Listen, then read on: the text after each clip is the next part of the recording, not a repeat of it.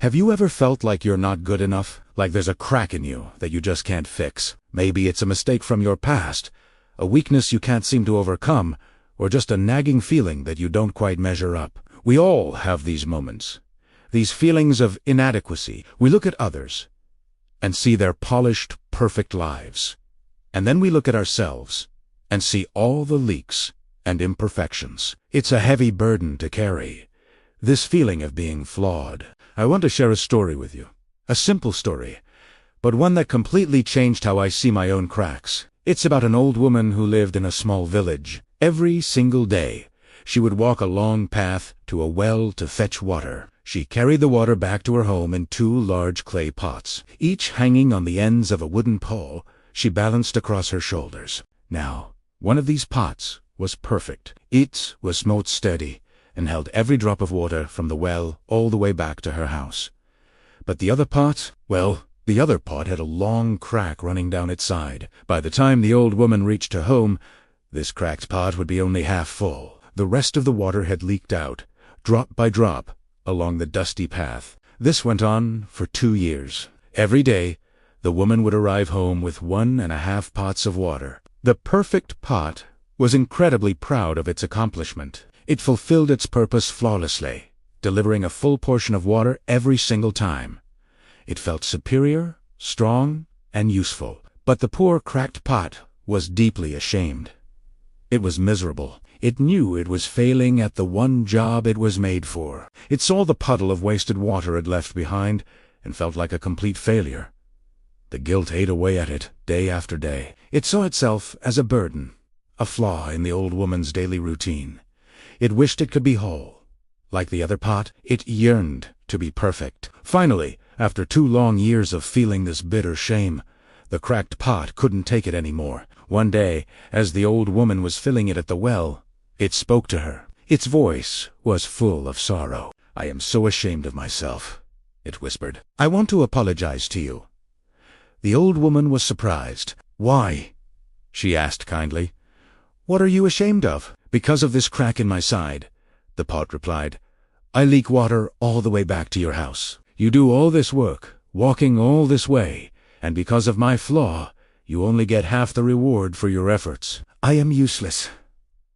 The old woman's face softened. She didn't scold the pot or agree with it. Instead, she just smiled. A gentle, knowing smile. "As we return to the house today," she said softly, "I want you to pay attention to something. I want you to notice the beautiful flowers along the path." And so, as they walked back, the cracked pot did as she said. It had been so focused on its own leaking and its own shame that it had never really looked around before. Now, it saw the sun warming the vibrant wildflowers that lined one side of the path. There were brilliant reds, deep purples, and sunny yellows, all swaying gently in the breeze. It was a breathtaking sight, a river of color flowing alongside the dusty track. For a moment, the beauty made the pot forget its sorrow. But then, as they neared the house, the familiar feeling of failure returned. It saw that it had, once again, leaked out half its water. With a heavy heart, it apologized to the woman again for its failure. The woman stopped, set the pole down, and looked at the pot with so much love in her eyes. "Did you notice," she asked, "that the flowers only grow on your side of the path? There are none on the other pot's side."